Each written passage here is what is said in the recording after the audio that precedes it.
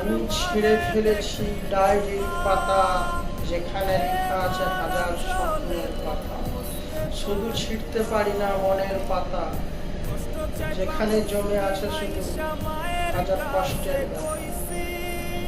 গল্প লিখেছি, পারি না লিখতে শুধু ভালোবাসার কথা, সেখানে লেখা আছে শুধু কষ্টের কথা। ওকে, থ্যাংক ইউ বস।